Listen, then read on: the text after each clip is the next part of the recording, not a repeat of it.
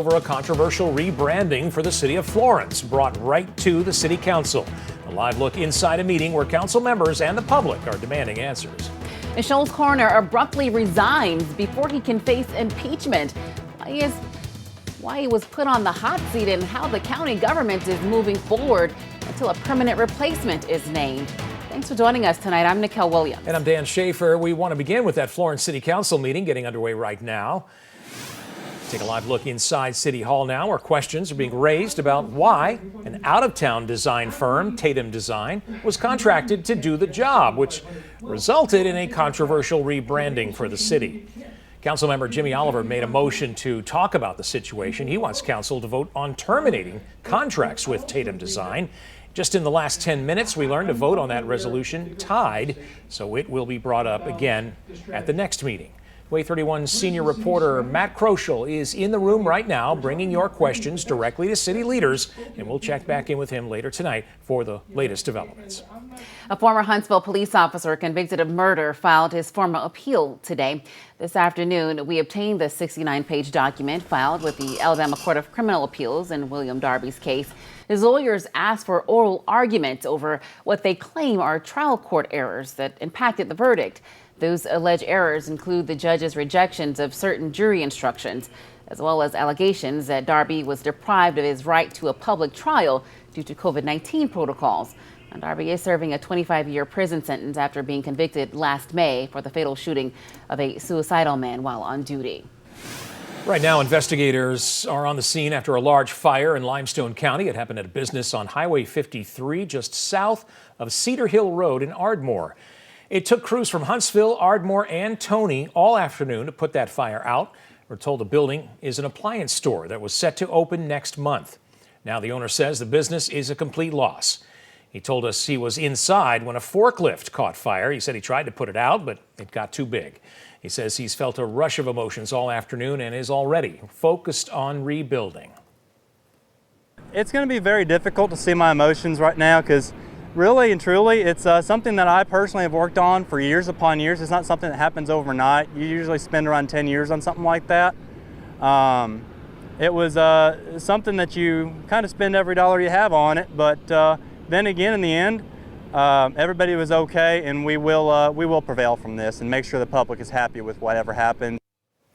He's told us he is confident his business is a total loss, and there are other businesses nearby, but we haven't gotten reports of that fire spreading to any of them. Another mild winter day across North Alabama. Some might even call it warm. You're taking a look now over Huntsville from the Way 31 Sky Camera Network, powered by Thompson Roofing and Construction. Chief Meteorologist Kate McKenna joins us now from the Storm Tracker Weather Center. Yeah, Kate, this is probably the last of our nice days for a while. You're tracking some rain coming in. That's exactly right. You know, the good news is that if you like the milder temperatures, the drop with the temperatures doesn't come until later this week. But we are adding rain, yes, back into the mix. The Way 31 Storm Tracker Early Warning Radar Network showing 3 radars, each of them giving us a fairly quiet picture. Look off into northeast Mississippi, though, a little line of showers there just east of Tupelo. And if you look at the wider view, you'll see more where that's coming from.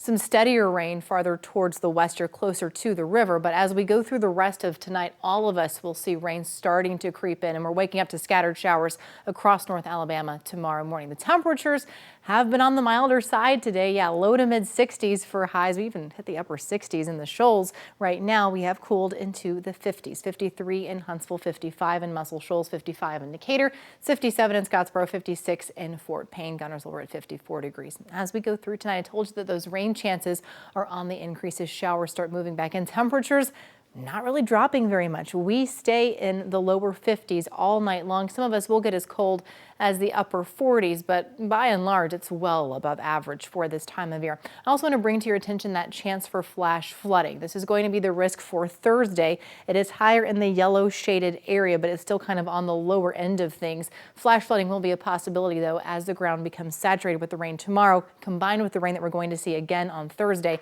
I'm tracking that for you on future radar coming up.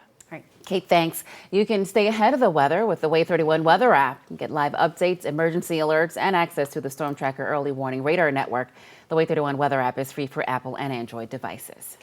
Breaking news just in, 2 people have been hurt in a house fire in Marshall County. Firefighters are still on the scene of that fire. It's on Rush Circle. That's on Georgia Mountain in Guntersville. No word so far on how that fire started. New this evening, Alabama's first coroner to face impeachment proceedings resigned 1 week before his trial was set to begin. WAAY 31's Nicole Zedek sat down with the Lauderdale County District Attorney to learn how the county will now move forward, starting today. Less than 24 hours after George Tucker Jr. submitted his formal letter of resignation, a probate judge had already appointed the deputy coroner, Mike Bishop, as acting coroner. Yeah, I think we've got a competent person in place, and I think things will be looking up. Bishop will be taking over as acting coroner until Governor Kay Ivey appoints someone new. However, with primaries coming up in May, the district attorney, Chris Connolly, doesn't know if the governor will appoint someone before the elections. Either way, the DA is grateful the coroner's case no longer has to go to trial, as it can be traumatizing for the families who have to relive their experiences to testify on the witness stand. I previously talked to a 15-year-old boy who was forced to wait 1 full year to find out the exact cause of death of his father, Clinton Thrasher, after finding him dead on the kitchen floor. The reason it took so long? The coroner failed to send his father's blood sample off to the lab. You know, we were going to have to call multiple family members of people who've lost their loved ones, a lot of drug overdoses of young people.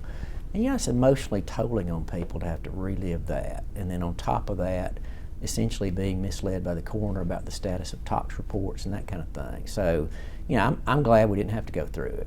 Connolly says the whole goal of the impeachment trial was to remove Tucker from office. So now the county has the results that they were hoping for while avoiding a potentially traumatizing impeachment trial. Reporting in Lauderdale County, Nicole Zedek, WAAY 31 News. Tucker was the first coroner in Alabama to face impeachment. He told WAAY 31 he plans on providing a comment with more details at a later date.